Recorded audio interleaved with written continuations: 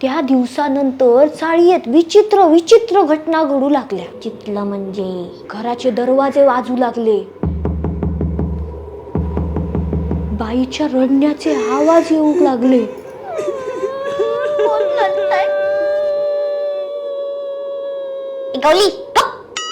त्या काळी ना आमच्या चाळीच्या आवारात लाईट नव्हती आणि आमचे संडास पण ना असे चाळीपासून लांब होते ना. Oh my God.